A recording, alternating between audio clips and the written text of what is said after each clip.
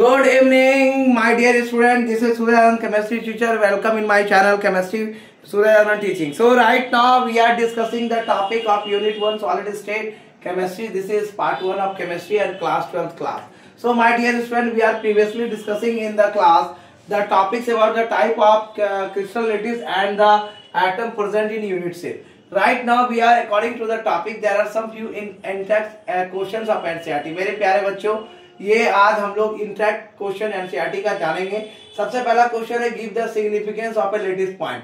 Lettuce point का क्या significance होता है? लेटिस पॉइंट रिप्रेजेंट करता है position of the constituent particles का जो एटम्स मॉलिक्यूल आयन होते हैं क्रिस्टल लेटिस में। दूसरा क्वेश्चन है name the parameters that characteristics a unit cell. Characterize, एक पैरामीटर्स बताइए जो कि यूनिट सेल्स की गुणों को बखान करता हो। यूनिट सेल के कैरेक्टराइज होता है दो टाइप ऑफ पैरामीटर से। पहला पैरामीटर जो है आपका वो है dimension along the three axes, जो ए बी और सी से अलोंग किया जाता है, उसका डायमेंशंस की जानकारी देता है। दूसरा है एंगल्स के जो बिटवीन द एजेस, जैसे alpha between B and C, beta between A and C और gamma between A and C. अतः हम कह सकते हैं कि unit cell is represented by 6 parameter A B and C and alpha beta and gamma. ये है आपका क्वेश्चन नंबर 1 और 2।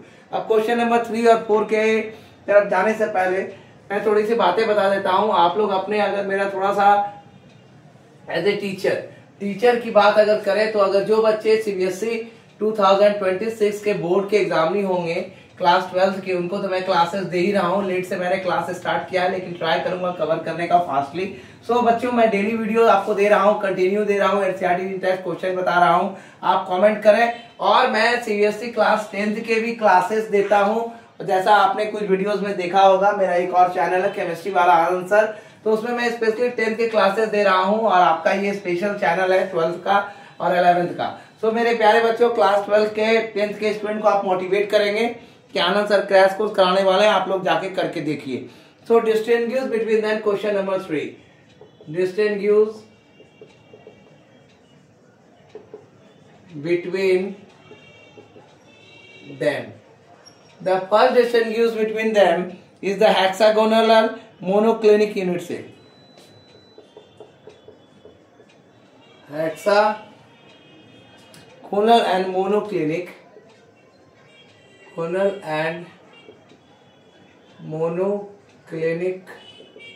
unit cell.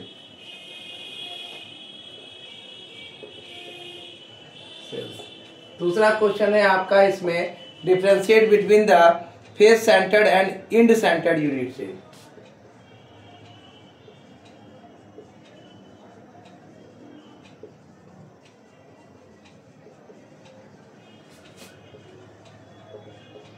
Unit cell.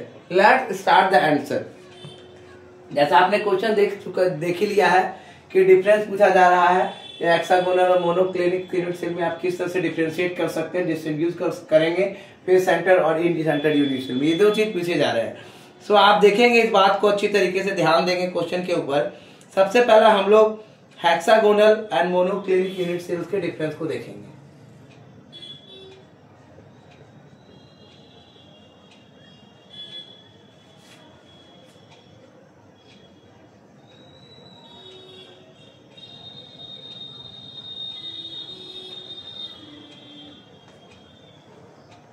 तो डिफरेंस को स्टार्ट करता हूं मैं।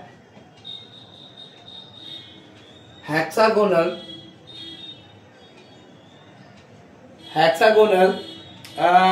Unit cell has 2 axes of equal length. Unit cell has 2 axes of equal length. इनका 2 एजेस होता है जो कि समान रूप से इसकी लंबाई होती है, इक्वल लेंथ। और A इक्वल टू बी बस B equal to not C। ये आप देखेंगे।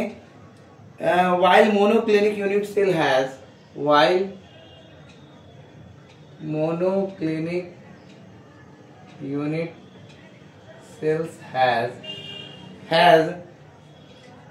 all the 3 edges of unequal length. Has all the 3 edges of unequal length. जिसे आप कह सकते हैं कि ए बी के बराबर नहीं है, बी सी के बराबर नहीं है, A is not equal to B और B is not equal to C. ये है आपका पहला slide difference. In hexagonal two angles of 90 degree, in hexagonal two angles of 90 degree, ये 90 डिग्री पे दो एंगल्स होगा और and one angle of 120 degree. Hexagonal two angles are of 90 degree and one angle of 120 degree. ठीक है, अब आगे हम लोग चलेंगे। जैसे अल्फा बीटा होगा 90 डिग्री का, जिसमें अल्फा बराबर बीटा बराबर 90 डिग्री आप मान के चल सकते हैं। ठीक है, और गामा जो होगा आपका वो होगा 120 डिग्री का। ये आपका है, ये कहना चाह रहा है। ठीक है, तो ये क्लियर हो गया। दूसरा आपका डिफरेंस है face centred unit cell has points. दूसरा आपके बारे में हम लोग पढ़ेंगे, दूसरा डिफरेंशिएशन। ये आपने देख लिया कि हेक्सागोनल यूनिट सेल के दो एजेस होते हैं इक्वल लेंथ में, alpha A equal to B, B is not equal to C.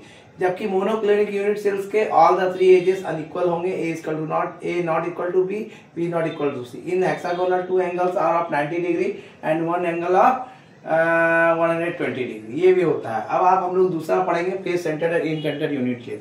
Face centred unit cell has points at the corner.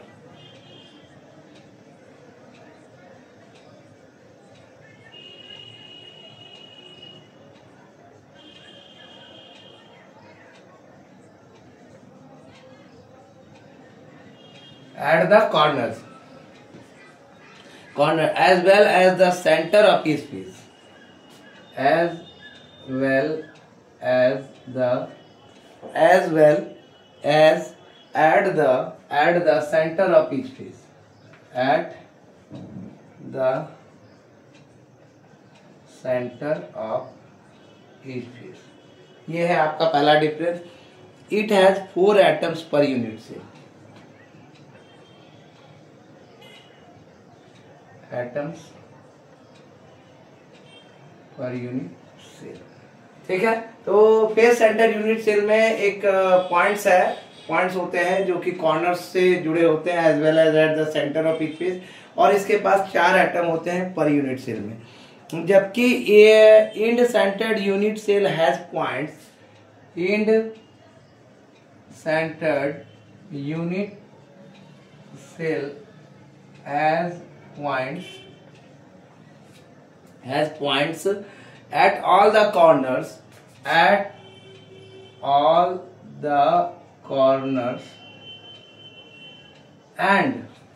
at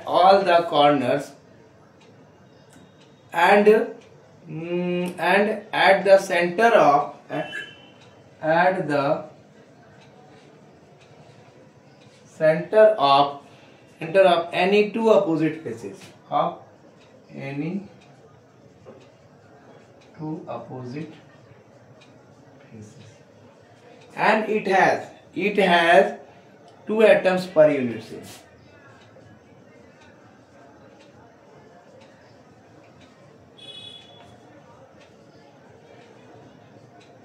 Unit cell. So my dear student, this is the distribution between the hexagonal and monoclinic unit cell. Hexagonal and monoclinic unit cell differentiate according to the two hexagonal unit cell has 2 edges of equal length, that is A is not equal to B, B is not equal to C, while monoclinic unit cell has all the 3 edges of unequal length, that is the A is not equal to B, B is not equal to C. In hexagonal 2 angles of 90 degree and 1 angle of 120 degree, alpha is equal to beta is equal to 90 degree and gamma is equal to 20 degree। ये आपको clear हो गया। दूसरा आपका face centred unit cell has the points at the corner as well at the centre of each faces, it has 4 atoms per unit cell। Face centred unit cell में points होते हैं, उनके जो पॉइंट्स होते हैं कॉर्नर्स में होते हैं, और एज वेल एज उसके अलावा ये सेंटर ऑफ ईच फेसेस में पाए जाते हैं। इनके 4 एटम्स होते हैं पर यूनिट सेल में फेस सेंटर्ड के। इन सेंटर यूनिट सेल का जो पॉइंट्स होता है एट ऑल द कॉर्नर, सारे कॉर्नर्स में होते हैं, and eight the centre of any two opposite faces में पाए जाएंगे। इनके पास 2 एटम्स पर यूनिट सेल होता है। तो ये आपका क्वेश्चन नंबर 3 कंप्लीट हो गया। लास्ट क्वेश्चन है आज का, क्वेश्चन नंबर 4। हम लोग क्वेश्चन नंबर 4 पढ़ेंगे और आज की क्लास यही खत्म करेंगे। हम लोग कल से नया टॉपिक स्टार्ट करने वाले हैं। So let's watch my channel continuously and subscribe my channel more and more and give more views, likes and share दबा के बच्चों शेयर करें, लाइक्स करें, व्यूज दें। और मैं चाहता हूं कि मेरे सब्सक्राइबर को थोड़ा सा ध्यान देते हुए उन सब्सक्राइबर जोड़ने का मेन पर्पज है ज्यादा से ज्यादा बच्चे 12th क्लास के मेरे क्लासेस को अटेंड करें। So my dear student, this is the class of 12th chemistry. We are dealing with the in-text and theory question. Explain how much portion of an atom. Question number 4. Explain how much portion of an atom. Explain कीजिए कि कितना portion एक atom का of an atom located at ठीक है। आगे का question मैं नीचे लिखने वाला हूं, आप ध्यान देंगे। तो पहला इसने पूछा है एनसीईआरटी ने कि कॉर्नर एंड दूसरा क्वेश्चन पूछा है कि body centre of a cube unit sales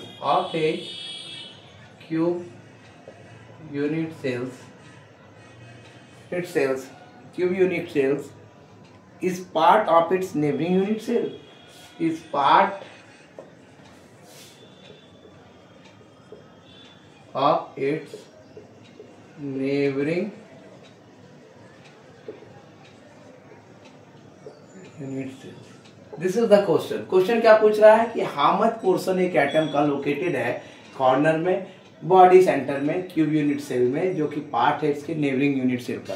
so come to the answer right now. I am describing the answer in a very short way and try to learn it पहले। तो कितना portion एक atom का located होता है corner में?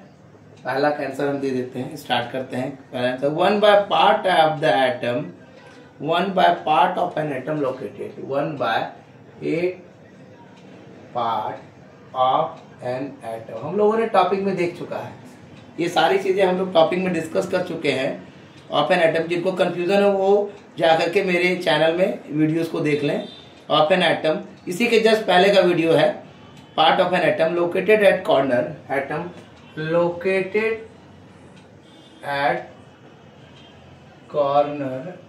Eight corner belongs to neighbouring unit cell, belongs to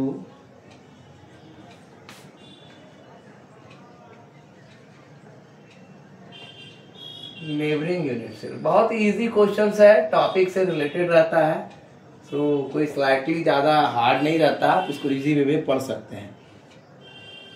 इसमें क्या होता है कि बॉडी सेंटर में नो पार्ट, कोई भी पार्ट इसके नेबरिंग यूनिट सेल का नहीं पाया जाता है। सो यहाँ पे हम स्लाइटली लिख देंगे नो पार्ट। सो ये क्वेश्चन आपका था actual how much portion of an atom located at the corner and body centre of a cubic unit cell.